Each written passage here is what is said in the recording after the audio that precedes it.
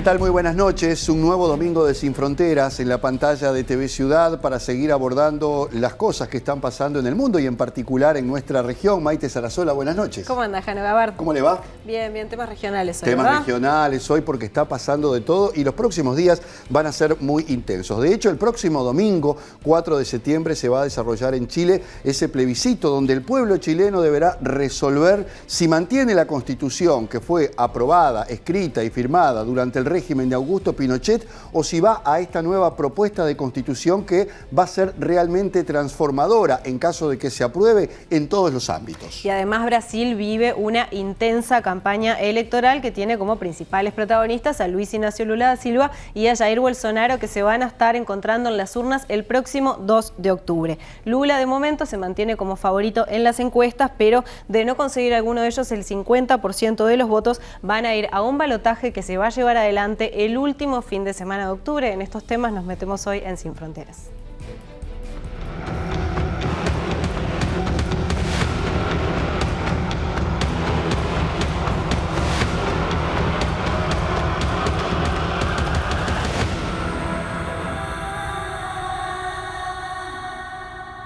Y en medio de muchos debates que se están dando por estas horas, Chile deberá el próximo domingo resolver, como decíamos al comienzo, si mantiene la Constitución de Pinochet, como se le conoce popularmente a la Constitución vigente actualmente en Chile, o va hacia ese nuevo proyecto que la Asamblea Constituyente estuvo trabajando durante mucho tiempo, con muchas discusiones, con muchas reuniones y tratando de salir a una nueva historia para este país desde el punto de vista constitucional.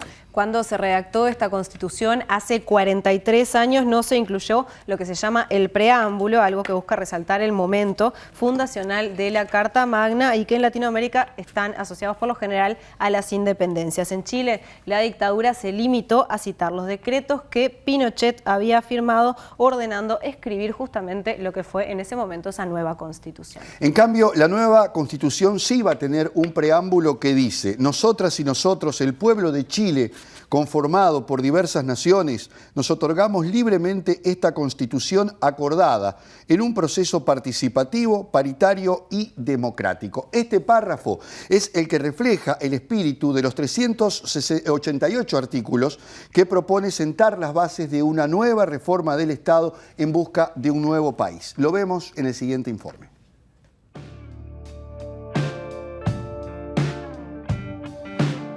El próximo 4 de septiembre se llevará a cabo el plebiscito nacional, a través del cual el pueblo chileno decidirá si aprueba o rechaza la propuesta de una nueva constitución. La votación será obligatoria para todas las y los ciudadanos en edad de ejercer su voto.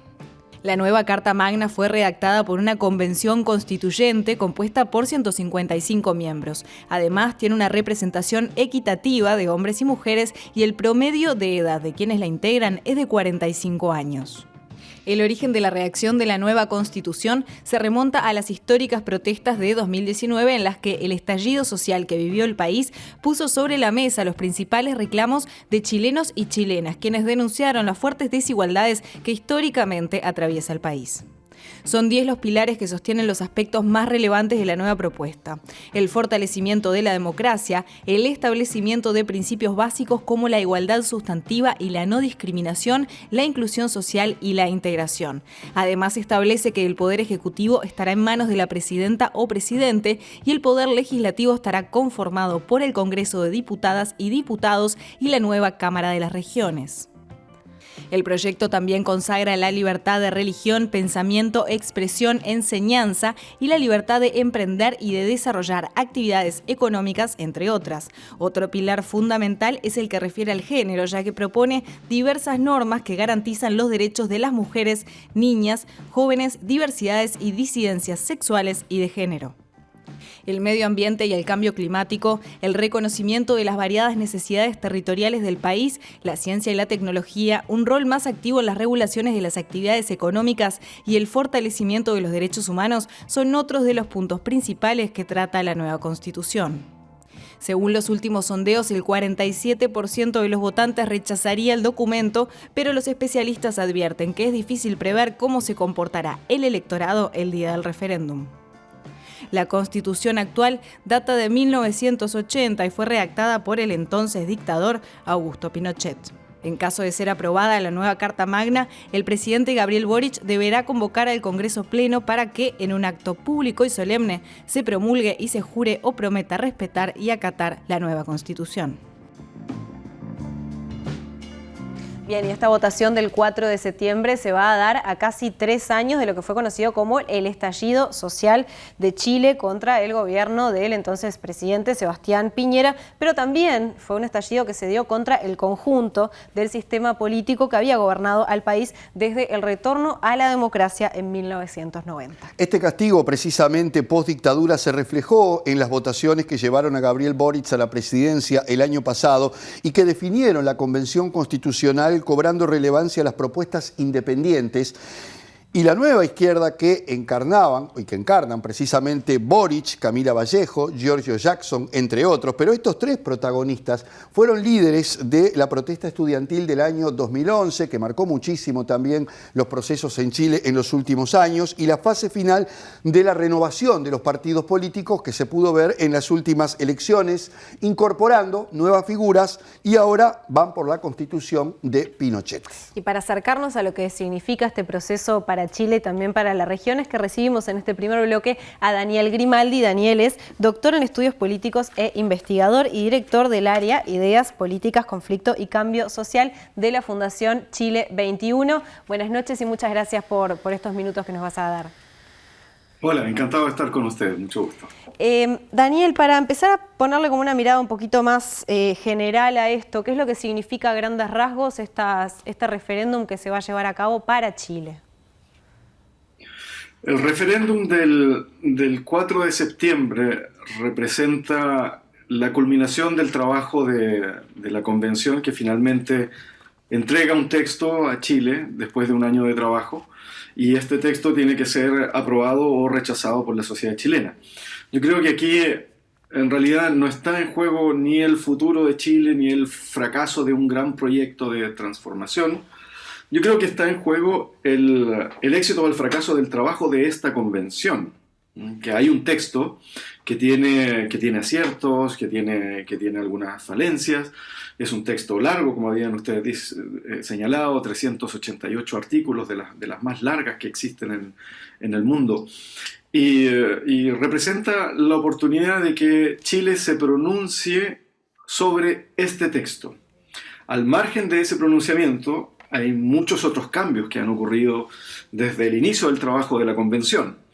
Es decir, si bien es cierto, la población chilena se va a referir, se va a pronunciar sobre el texto en particular, hay muchas cosas que circundan el trabajo de esta convención constitucional que han dejado cambios también en la sociedad chilena. Después del 4 de septiembre, el panorama político y social chileno va a cambiar.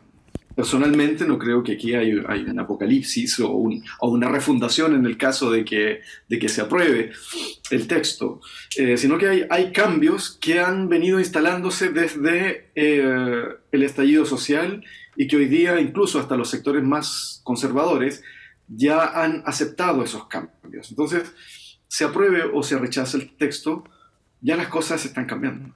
Daniel, ¿y cómo valorás esta constitución nueva que ha generado tantas expectativas, precisamente por eso que veníamos hablando, no solamente por la marca de Pinochet debajo de la constitución vigente, sino porque también hay una cantidad de aspectos sociales, políticos, que tienen que ver con la vida cotidiana de los chilenos y que han sido justamente la causa de todas estas situaciones que ha vivido Chile, de los procesos, de los levantamientos, de las discusiones? Además, teniendo en cuenta que ha sido un proyecto constitucional muy debatido, muy discutido, donde, como creo nunca ocurrió en Chile, se incorporaron una cantidad de elementos que nunca eran considerados. La paridad de género, el tema de los pueblos indígenas, por citar simplemente dos de los temas que seguramente van a estar allí. Ciertamente, como tú señalas, es una constitución, un proyecto inédito en el mundo por la paridad, por la inclusión de los pueblos indígenas de la manera en que están incluidos. Personalmente considero que es un trabajo muy valorable el de esta convención, considerando las condiciones de partida. que fueron adversas. Si bien es cierto, el 78% de la población chilena dijo apruebo a esta forma de llegar a una nueva constitución, el gobierno del antiguo presidente Sebastián Piñera no entregó todas las facilidades para comenzar el proceso. Yo creo que el gobierno anterior apostaba que esto no iba a salir muy bien en el corto plazo. Digamos que la convención comenzó a trabajar en una situación administrativa y política muy adversa, considerando que es un proceso inédito, no se tenía noción de cómo partir, cómo hacer un reglamento, cómo proceder, cómo negociar. Habían gente que por primera vez se encontraba en la situación de negociar políticamente. Habían ciudadanos comunes y corrientes, independientes, que no habían participado nunca en partidos políticos, que ahora estaban en una lista de independientes y que terminaron funcionando como un partido político, negociando, etcétera, etcétera. Entonces, eso hizo que la convención partiera de cero. Y eso pudo haber retardado un poquito el trabajo. Ahora, como un experimento con todas esas innovaciones, después de haber pasado un año de trabajo, llegar a un texto del tamaño al que se llegó, con las innovaciones que tiene, con las profundizaciones democráticas, sociales que tiene, yo creo que es, viendo el vaso medio lleno, digamos, es un texto impresionante, dadas las condiciones de partida. Difícilmente el mundo político en el Congreso podría haber llegado a algo así. Viendo, por otra parte, las falencias, creo que los grandes problemas que tiene el texto son en realidad de su extensión demasiado específico en muchas cosas que pueden ser materias de ley. Eso puede entenderse en cierta medida porque es una constitución, yo diría, de la desconfianza del mundo político, es decir, muchos derechos de los que ahora están en este nuevo texto ya estaban en cierta medida en muchas leyes en Chile. Muchas formas de derechos de los pueblos indígenas, de derechos sociales, estaban de alguna manera en la ley, formas de participación, pero ahora están en la Constitución en un mayor rango para evitar que las autoridades o que el mundo político se niegue a cumplirlas o que las omitan, en fin. Entonces, por esa desconfianza que había del mundo político, subieron tanto estas leyes que podían haber estado perfectamente en el ámbito de una ley ordinaria, digamos, no en una constitución, como el gran marco, digamos. Entonces, ahí yo creo que hay una falencia importante, la extensión, y que esa extensión da precisamente lugar a muchas dudas de interpretación. ¿Qué es lo que se quiso decir en realidad? Y finalmente creo que hay un problema en especificar también algunas cosas sobre los derechos del mundo indígena, por ejemplo.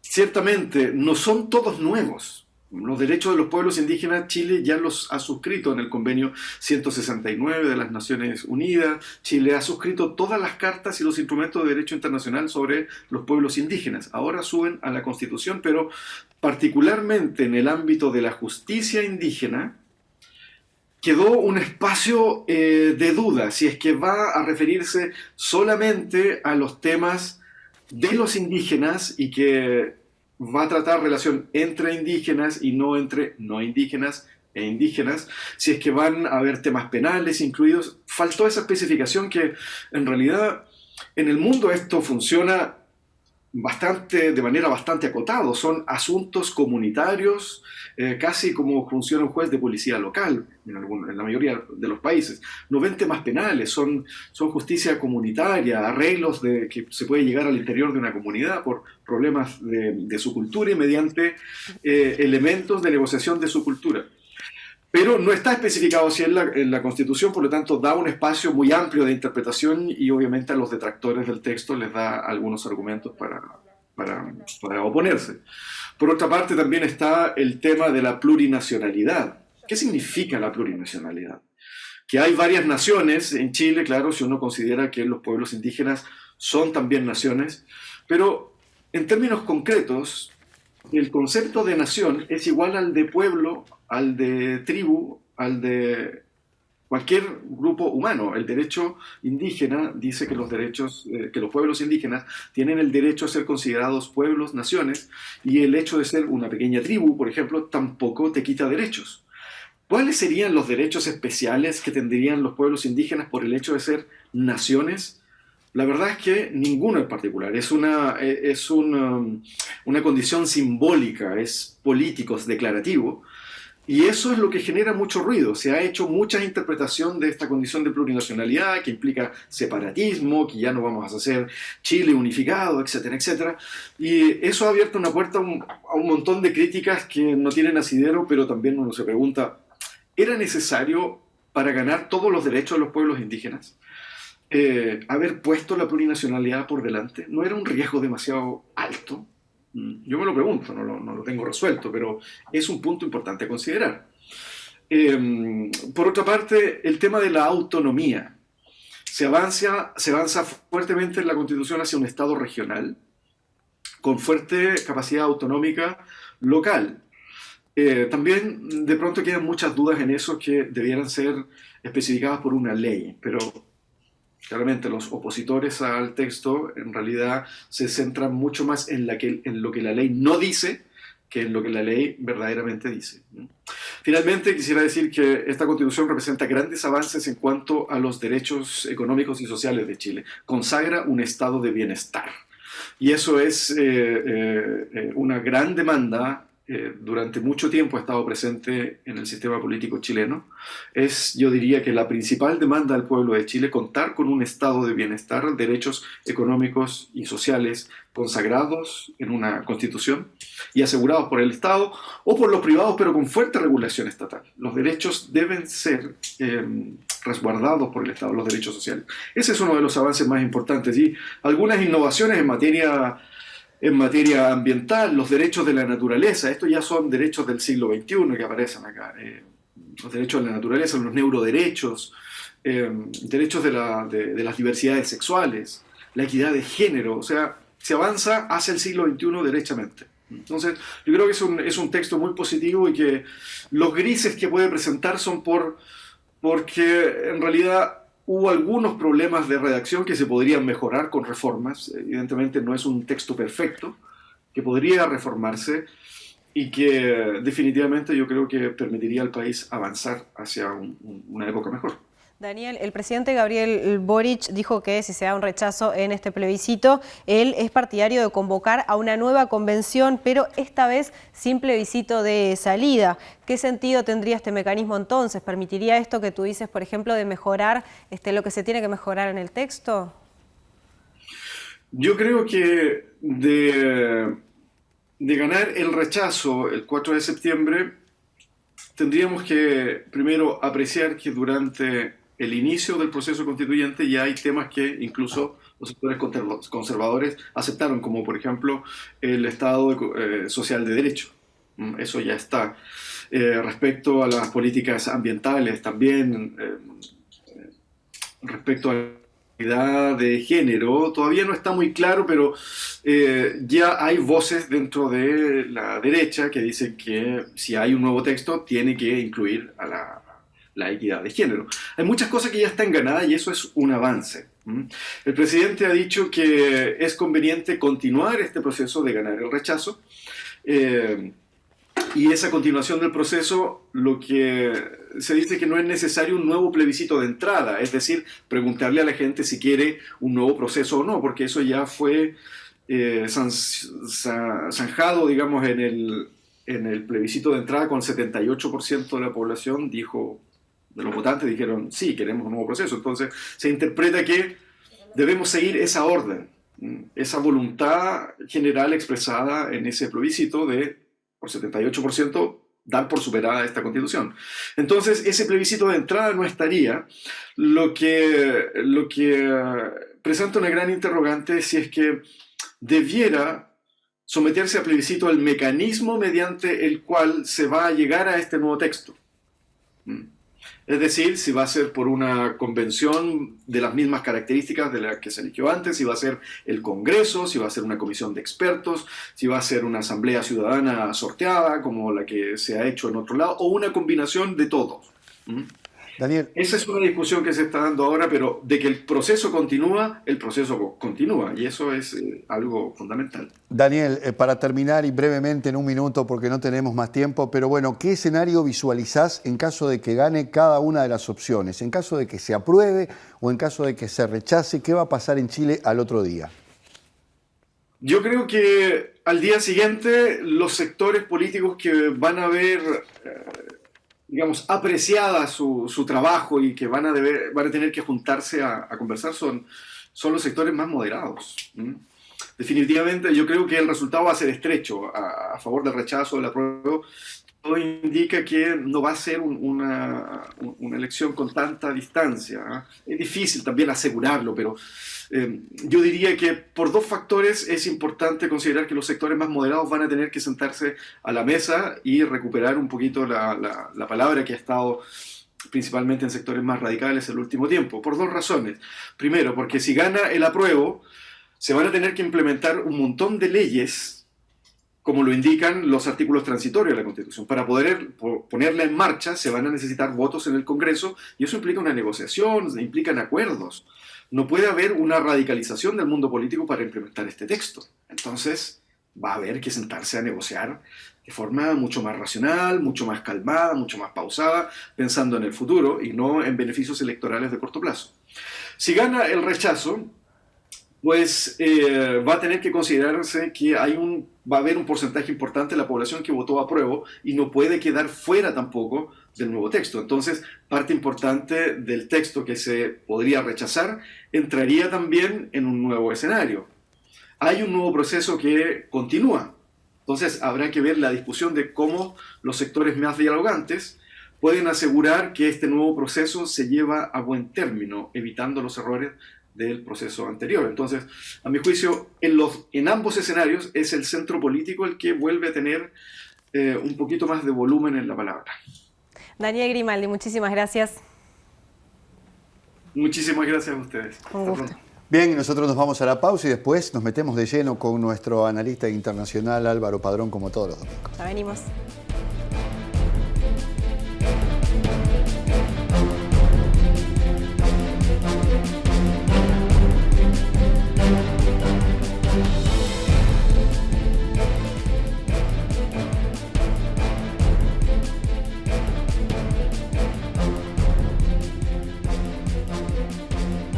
Segundo bloque de Sin Fronteras y como siempre para darle una mirada global y regional a los temas que tratamos, en el caso de hoy Chile y Brasil, es que recibimos a nuestro analista internacional Álvaro Padrón. Álvaro, buenas noches. ¿Qué tal? ¿Cómo les va? Bien, fascinantes los dos temas, sabemos que le gustan. Sí, además súper actuales y muy cercanos, ¿no? Tienen mucha conexión con nuestra vida cotidiana.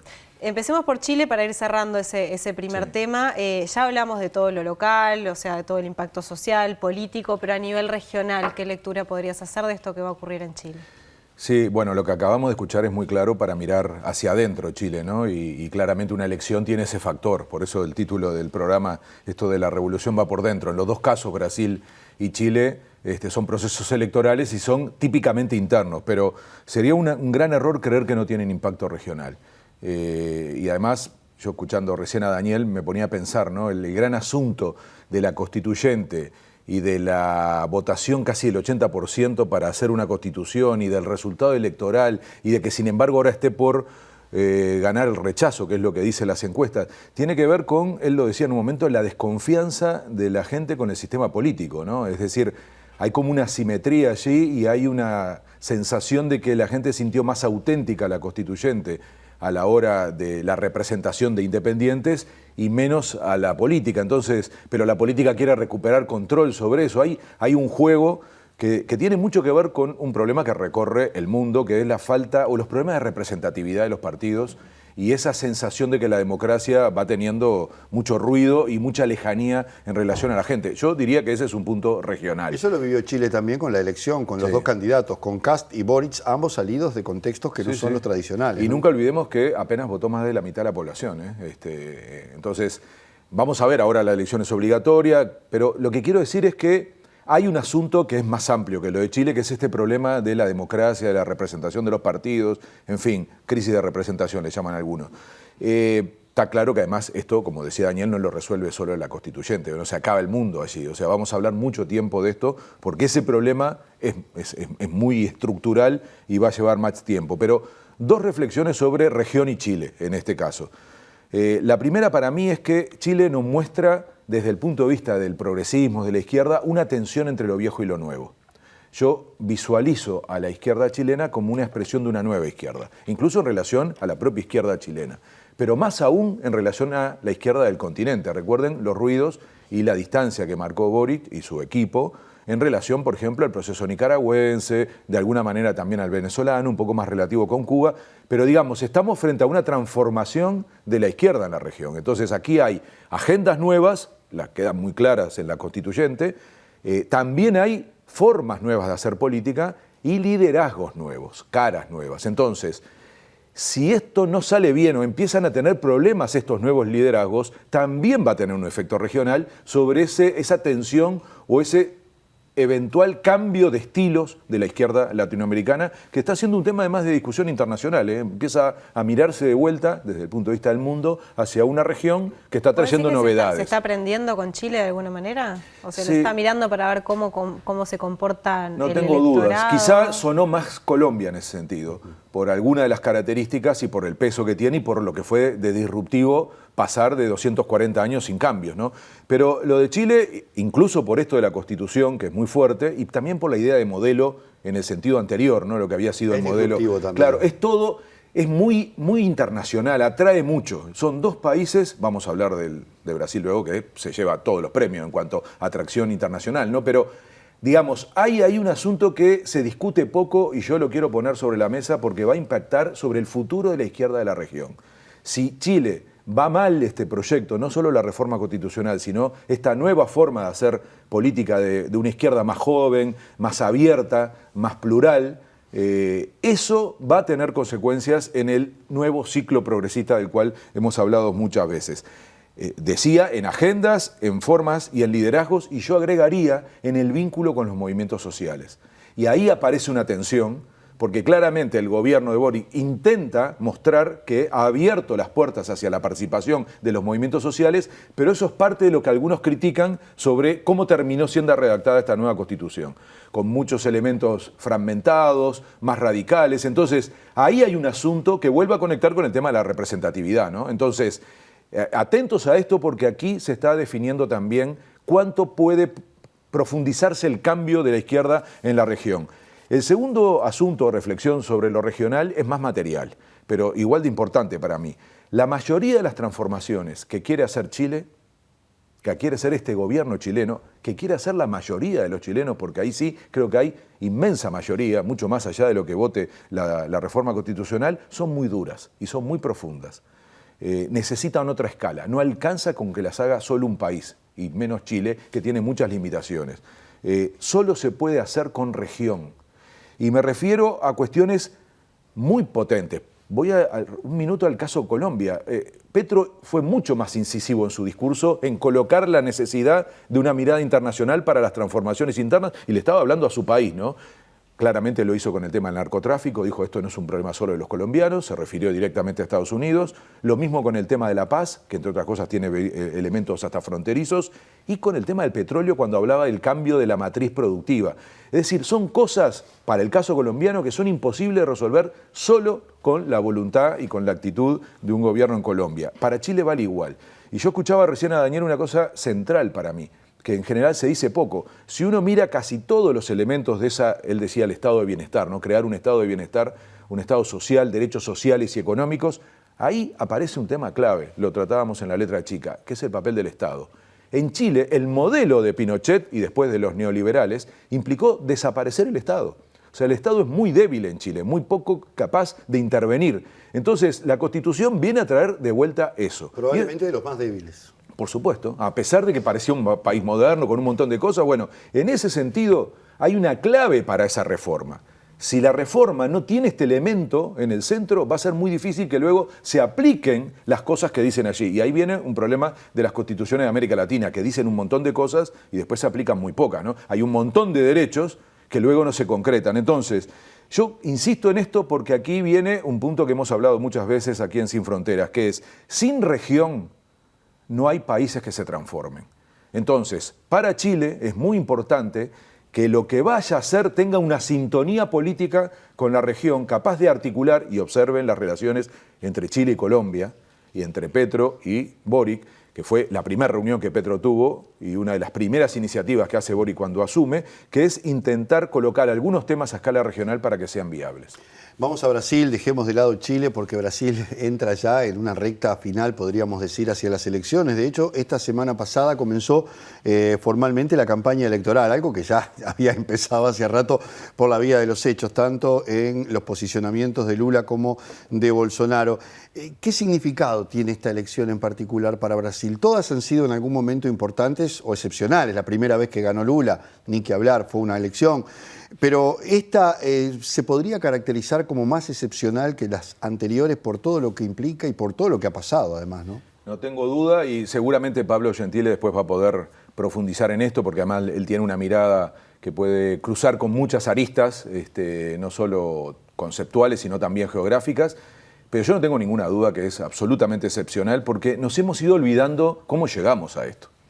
Y entonces ya quedó lejos el impeachment de Dilma, el juicio político, ¿no?, que la destituyó, los 2 años de Temer, que era un vicepresidente que nadie había votado para ser presidente, la elección que luego implica la no presentación de Lula porque estaba preso, todo preparado para que al final no ganara, y la sorpresa que ganara Bolsonaro, porque la derecha democrática, la centro derecha no había planificado un candidato como Bolsonaro. Es decir, todo eso pasó. Lo que pasa es que pasó hace tanto tiempo que nos fuimos olvidando, entonces creer que ahora es simplemente una elección de alternancia y que uno dice, bueno, acá hubo un gobierno que puede perder o puede ganar, puede ser reelecto, acá hay un expresidente que se presenta de vuelta. No, dicho así, es una simplificación y hay que entender que lo que hubo en Brasil fue una gigantesca operación político-económica de adentro y de afuera de Brasil.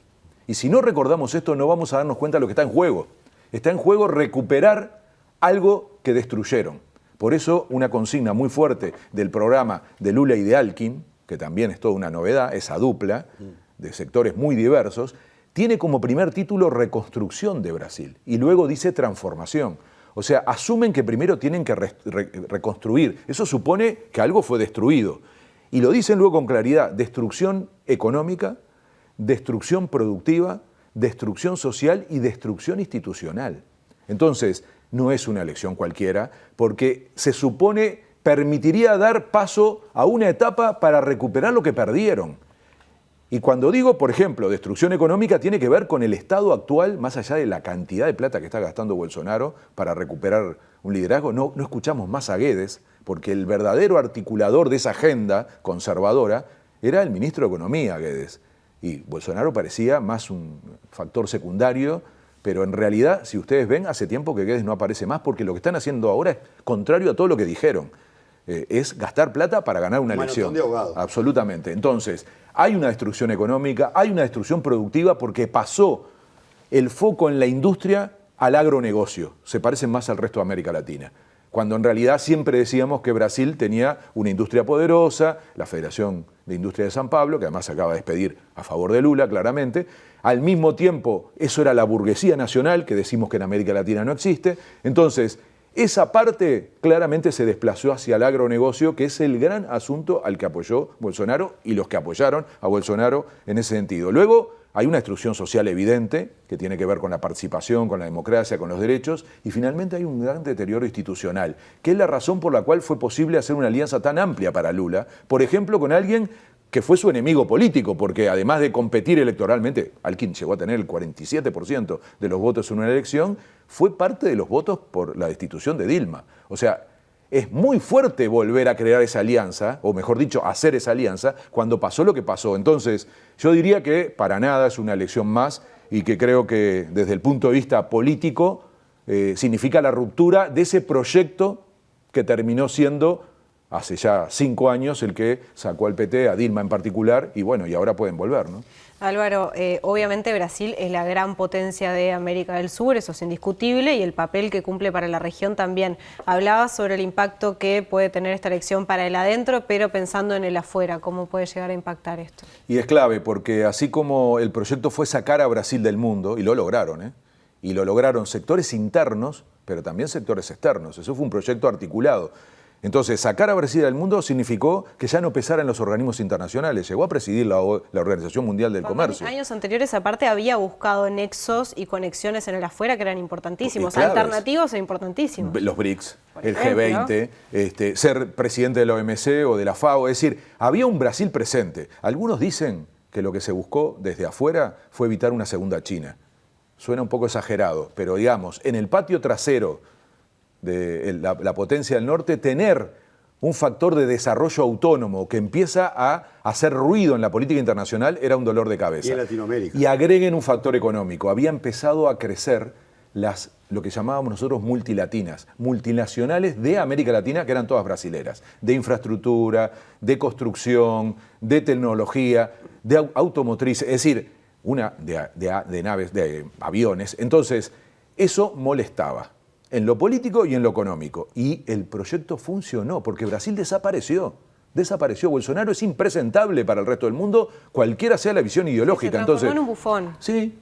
Entonces le da el argumento, por ejemplo, a Macron de decir, no, yo no quiero el acuerdo Unión Europea-Mercosur porque Bolsonaro no respeta el medio ambiente. Es decir, fue una gran excusa para que Brasil fuera impresentable, porque el tipo es impresentable. Ahora, el negocio atrás fue sacar a Brasil y generarle un golpe político en materia geopolítica y económico en materia de influencia de empresas. Eso es lo que hay que revertir y de vuelta, se revierte con región. Brasil tiene que aprender también, lo tiene que aprender el PT, Lula y la alianza que han construido, que no se lidera gratis.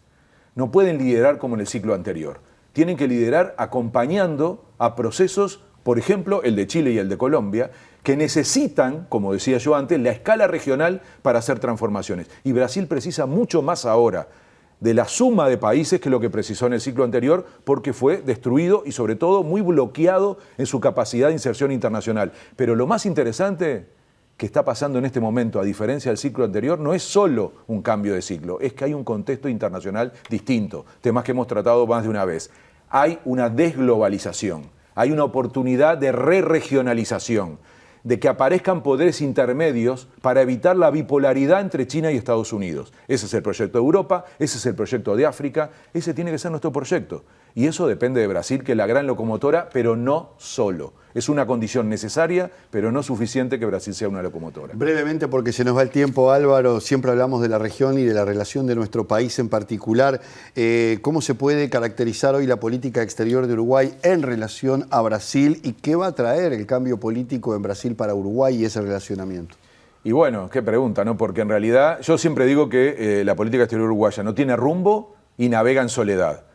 Lo del rumbo parece claro, es decir, todos los días nos descubrimos una iniciativa nueva, pero ninguna se concreta. Y lo de soledad es porque, con la lógica de un gobierno que decía que no se iba a medir o que no se iba a enfocar en relaciones en función de la ideología, pero lo termina haciendo. El episodio con Colombia es increíble, ¿no? Visitar a un presidente que se va 3 semanas antes de que asuma uno nuevo y que ahora hasta aparezca. Pasó con Bianchi, y ahora aparezcan cosas de ese pasó estilo. lo mismo. Y eso es política internacional. Cuidado, porque se puede decir, no, yo no me puedo hacer cargo. Yo escuchaba ayer al presidente, no me puedo hacer cargo del gobierno de la senadora. Pero además, y eso está influyendo en política internacional, en algo que acaba de ocurrir, además de un distanciamiento de 2 gobiernos, que nosotros además necesitamos esas relaciones. En fin, fíjense, si eso es un problema, llevarse mal con Brasil, por favor, ¿no? Líos con Argentina, no nos llevamos bien con Colombia, distancia con Chile. Así, si seguimos así, vamos a quedar aislados. Entonces, quedar aislado de Brasil ya es el colmo, es una cosa impensable y va a pasar durante 2 años, no es que es un tiempito. Entonces, hay que ayudar porque la verdad que el costo es demasiado alto. Si no lo entienden, bueno, el tiempo dirá lo que significa eso y tendrán que asumir responsabilidad. Pero a mí me preocupa mucho porque ya no es solo soledad, son malas compañías. Es decir, eligen sistemáticamente mal. ¿Se acuerdan con Trump, no? Cuando se terminó apoyando un candidato de Trump al BID, rompiendo una norma histórica de que era un latinoamericano. Clever Carone. Claro, y terminó además cerrándole tanto que el propio gobierno norteamericano ahora no toma en cuenta al presidente porque, claro, lo puso Trump. Entonces, le estamos cerrando feo desde hace mucho tiempo y yo creo que con donde no hay que errarles con Brasil y ojalá tengamos condiciones para que Uruguay vuelva a cumplir un rol, sobre todo en clave regional. Por eso en algún momento va a volver a aparecer el tema China, acuerdo TLC y demás, porque está muy claro que si cambia el ciclo político en Brasil y vuelve el PT, China va a mirar con mucha atención cómo se mueva en la región y eso no va a ser con bilateralidad. La primera señal va a ser cuando asuma el nuevo presidente. No le quepa duda. El 1 de enero es un día de mucho calor en Brasil, pero que va a ser un día clave para América Latina. ¿Qué dirá? Álvaro Padrón, como siempre, muchísimas A gracias. ustedes. Y bueno, quédense que en el próximo bloque vamos a estar hablando con Pablo Gentili. Vamos a continuar metiéndonos en Brasil porque justamente él es el director de Flaxo Brasil. Ya venimos.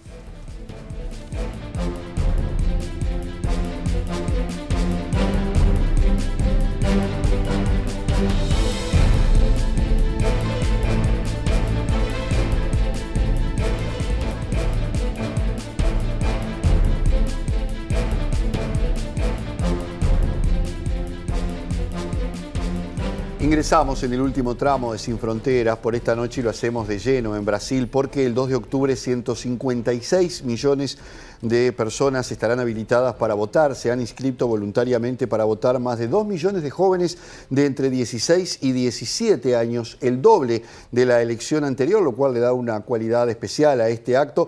Y en el exterior son 700.000 los brasileños que están habilitados para ejercer el voto. El padrón electoral creció en más de 9 millones de personas respecto de la elección del 2018, lo que muestra la magnitud de este acto eleccionario. Hacemos un breve repaso de cómo se ha dado todo este proceso desde que Lula da Silva salió de la cárcel y comenzó tácitamente la carrera electoral.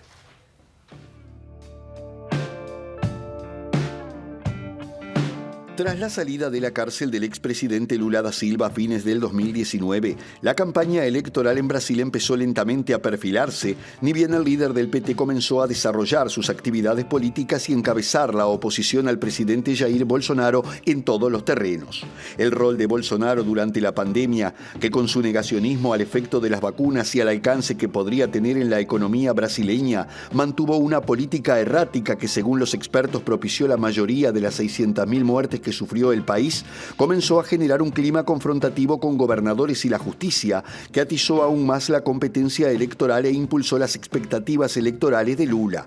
Paralelamente y a medida que comenzaban a conocerse encuestas que otorgaban al expresidente una ventaja sobre Bolsonaro, el mandatario comenzó a enfrentarse con los jueces del Supremo Tribunal Federal por la difusión de fake news relacionadas con la pandemia, pero también por cuestionar el sistema electrónico de votación vigente desde 1996, al que no considera fiable, y abogar por el regreso al voto en papel.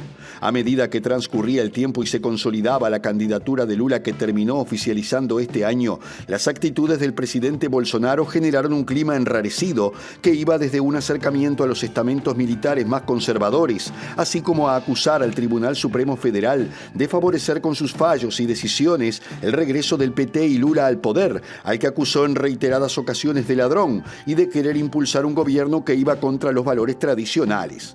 Bolsonaro volvió a apoyarse en los sectores evangélicos de Brasil, donde ha tenido una gran prédica, pero también en el conservadurismo de empresarios afines y militares que han generado suspicacias con actitudes ambiguas sobre el respeto a los resultados electorales de octubre. Con el paso del tiempo, todas las encuestas realizadas en Brasil con mayor o menor coincidencia en los números atribuyen una ventaja mayor a los 10 puntos porcentuales a favor de Lula e incluso un triunfo en primera vuelta superando el 50%, lo que ha motivado una escalada de hechos violentos, como la muerte de un militante del PT a manos de un seguidor de Bolsonaro en Mato Grosso, entre otros episodios. La campaña electoral ya lanzada oficialmente también se ha visto matizada por ataques y amenazas en actos del Partido de los Trabajadores, que han obligado a extremar las medidas de seguridad en torno a los mismos, y en particular a Lula, quien participa en los actos con chaleco antibalas y con una custodia que incluye francotiradores. Los primeros actos oficiales de ambos candidatos también tuvieron aspectos simbólicos, ya que Jair Bolsonaro lo hizo en Juiz de Fora, en Minas Gerais, donde sufrió un apuñalamiento durante la anterior campaña electoral, mientras que Lula volvió a São Bernardo do Campo, en San Pablo, donde comenzó su camino en la vida social y política como dirigente sindical. metemos en la tercera y última entrevista del programa de hoy. Pablo Gentili hace más de 20 años que ejerce la docencia y la investigación social en Río de Janeiro y es director, como decíamos, de Flaxo Brasil. Con él es que vamos a poner la lupa en este tema de estas elecciones que se vienen para el próximo 2 de octubre. Buenas noches y muchas gracias por estar. Hola Maite, hola Alejandro, buenas noches, ¿cómo están? Bien. Pablo, cuando hablamos de encuestas, más o menos lo que se lee en los medios es que Lula continuaría al menos siendo el favorito, pero ¿qué lectura de estado de situación haces tú que estás allí? Mira, sin lugar a dudas, a lo largo de las próximas semanas, en esta corta campaña electoral, si se considera en términos formales, pero como Alejandro decía hace unos minutos, empezó ya hace mucho tiempo la campaña electoral, y lo que muestra esta campaña es un proceso de polarización cada vez más profundo, una brecha electoral que se abre, pero al mismo tiempo una polarización cada vez mayor de la elección que hará que seguramente los candidatos que tienen menos chances de elección tiendan a perder votos y Lula quizás a crecer un poco más y Bolsonaro quizás estabilizarse un poco más. Esto le permitiría muy probablemente a Lula ganar en el primer turno electoral. Esto por ahora es difícil, pero está en esa dirección y la única solución a esta cuestión para Bolsonaro será crecer mucho más en las regiones en donde tiene muy baja participación, consolidar su liderazgo en el sudeste, que es la región más rica de Brasil, y fundamentalmente consolidar el voto de los evangélicos, de las iglesias neopentecostales que le han brindado siempre apoyo. Tiene para esto un ejército de comunicadores que están trabajando muy activamente en las redes con una llegada a más de 100 millones de personas. Por lo tanto, Bolsonaro puede llegar a crecer, pero si nos guiamos por las tendencias de estos últimos días, Lula probablemente gane en el primer turno. Pablo, justamente la polarización fue uno de los temas en los que se refirió Lula en la entrevista que brindó el pasado jueves en horario central en los estudios de la cadena Globo. Se lo volvió a ver allí después de bastante tiempo. Teniendo esto en cuenta, ¿cuál es el papel que en esta campaña están jugando los medios de comunicación, como por ejemplo Globo, que también tuvo un rol clave y central en lo que fue la encarcelación de Lula justamente? Sí, Maite, efectivamente la red de Globo, que es la red de televisión, de radio, de noticias y de informaciones, de periódicos más importantes que hay en Brasil, una de las más importantes del mundo, fue la plataforma desde la cual no solo se apoyó, sino que se gestó, se organizó en buena medida todo el proceso de desestabilización que vivió el gobierno de Dilma Rousseff y que culminó en el golpe institucional que mediante el impeachment hizo que muy injustamente Dilma acabara precipitadamente su gestión y que siguió en el proceso posterior frente a la probable conquista electoral en la presidencia, en las elecciones de hace 4 años atrás de Lula, con su encarcelamiento que duró 580 días, una verdadera farsa jurídica que sirvió para tratar de eliminar al PT de la historia política contemporánea de Brasil. Pero una estrategia que sin lugar a dudas fracasó. En este contexto, la red de Globo cambia de su estrategia, pero en buena medida no tanto porque apoya a Lula, que nunca lo apoyó y que siempre electoralmente jugó en contra, sino porque está en guerra la red de Globo con Bolsonaro. Y está en guerra con Bolsonaro no tanto por una cuestión ideológica, sino por una cuestión de negocios. Bolsonaro, como decía antes, tiene su apoyo político, territorial y económico en las iglesias evangélicas neopentecostales y que tienen un gran poder no solo en el territorio, mediante las iglesias de Dios que se expanden por todas las grandes ciudades y también en las regiones rurales en Brasil, sino que también es un sistema de comunicación muy potente que compite con la red de Globo.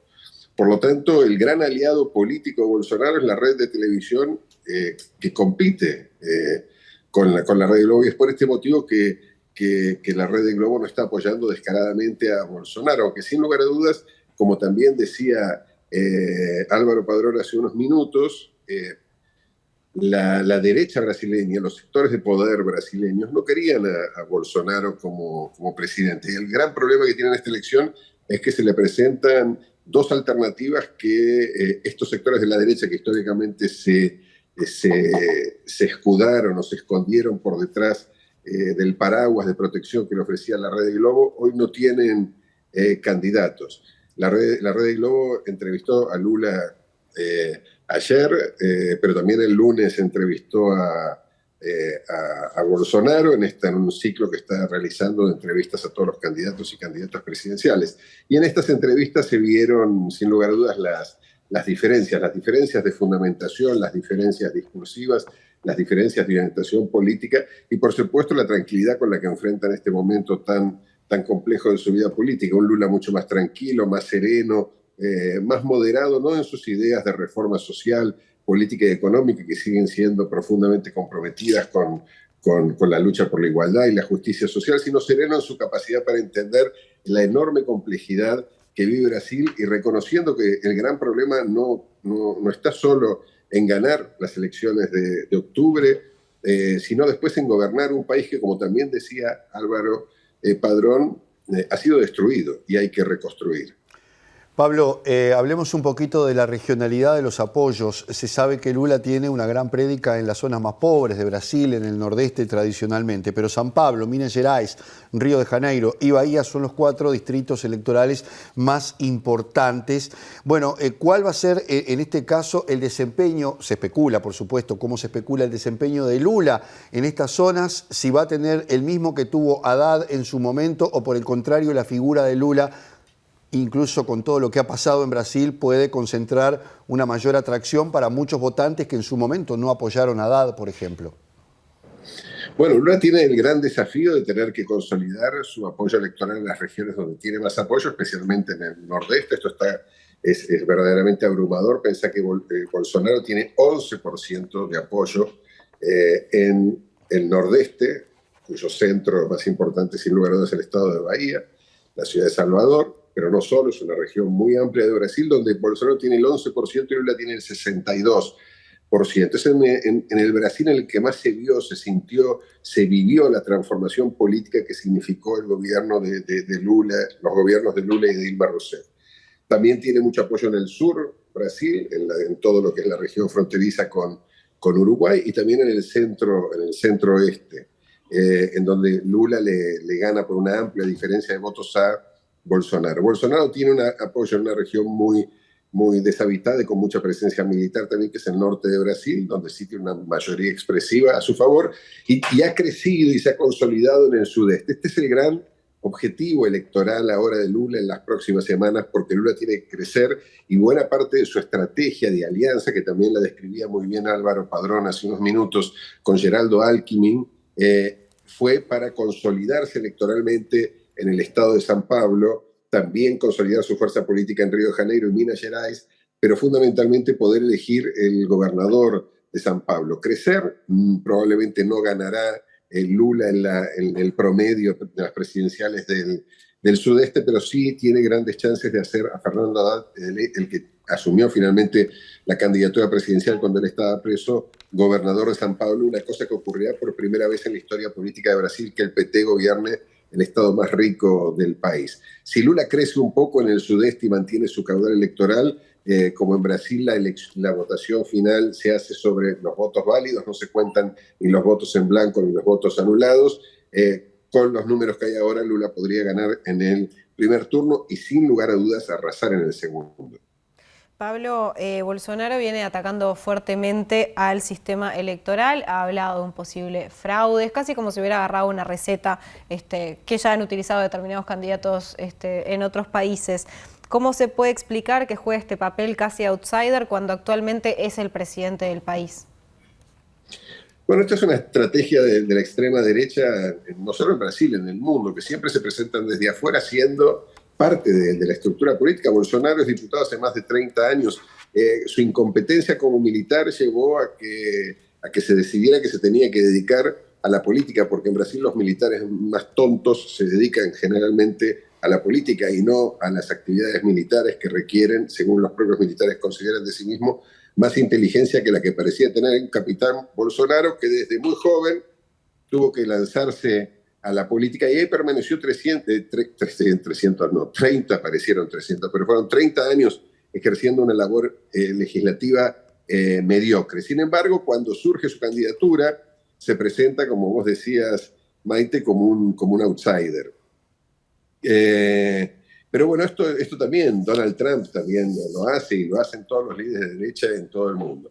Ahora, lo que hay que entender es que este discurso no es un discurso que se estructura solamente o se enuncia solamente desde el presidente o desde su entorno. Hay un gran aparato de comunicación que sirve para fomentar esto, inclusive para hacer algo bastante raro, y es verdaderamente una proeza discursiva que hay que reconocerle a la derecha en Brasil, es que considere que puede haber fraude manipulando un sistema que el único que tiene control es el gobierno. Y el gobierno es Jair Bolsonaro. Entonces Jair Bolsonaro está acusando al PT o inclusive a la Suprema Corte de Justicia de Brasil de fomentar el fraude, cuando el único que estaría en condiciones hoy de hacer fraude, si fuera posible, sería el propio Bolsonaro, y de ninguna manera Lula, que no controla ninguna de las instituciones que están destinadas a garantizar la transparencia y el control del sistema informático mediante el cual se vota en Brasil. Ahora, este gran aparato de comunicación que tiene Bolsonaro,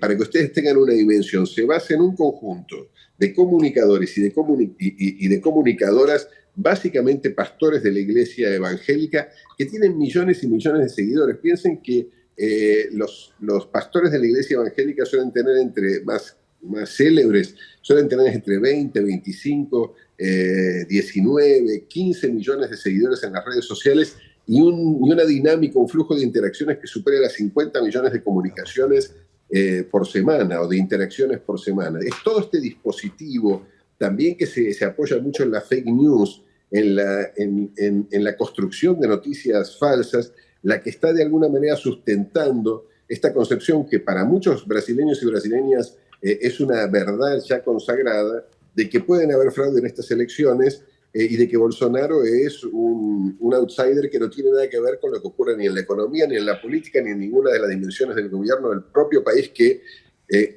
cuyo país ejerce la presidencia hace ya más de 3 años y medio. Por lo tanto, creo que frente a esto también la sociedad brasileña se va protegiendo a partir también del surgimiento de otras redes y circuitos de comunicación alternativos que pueden competir con este macizo apoyo comunicacional que tiene la extrema derecha en Brasil, y que sin lugar a dudas de aquí hasta octubre se va a fortalecer mucho más, porque quizás de la capacidad que tengan de instalar algunas mentiras que parezcan verdades, reside la posibilidad, aún remota, pero posibilidad existente, de que Bolsonaro pase al segundo turno, Pablo, que es lo que está hoy deseando, ¿no?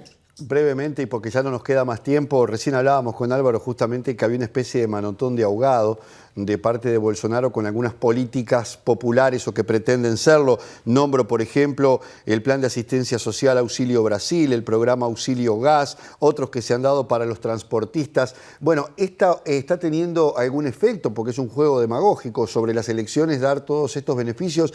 ¿Tiene efecto en la población brasileña? ¿Va a tener alguna incidencia en la elección?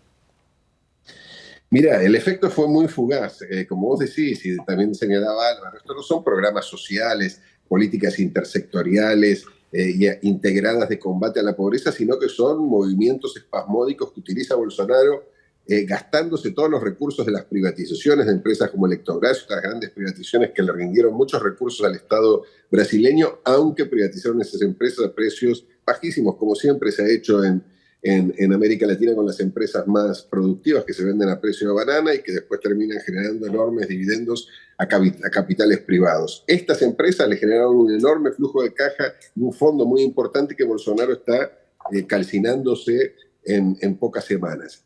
En el primer impulso de este programa, Bolsonaro creció en las encuestas algunos puntos, también cuando bajó el precio de la gasolina, el precio que él mismo había aumentado lo bajó y se presentó como el solucionador de una especie de litigio que no existía como tal, y esto le permitió efectivamente subir. Lo que pasa es que parece ser bastante limitada la capacidad. Hay que ver con qué resto llega Bolsonaro en el próximo mes que queda de campaña electoral, un poco más de un mes, para poder tener el impulso suficiente cada una de estas medidas para hacerlo crecer y mantenerse, porque lo que ocurre es que crece un poco y luego baja, y no solo él baja, sino que Lula tiende a crecer. Esa es la tendencia que estamos viendo y es lo que decíamos, que de mantenerse va a hacer que se produzca el triunfo de Lula en la primera vuelta, y esto va a ser muy importante para Brasil, pero también va a ser muy importante para Argentina, para Uruguay, para Chile, para Colombia, para México, para todos los países de América Latina que, como decía Álvaro, necesitan construir una nueva regionalidad porque su futuro depende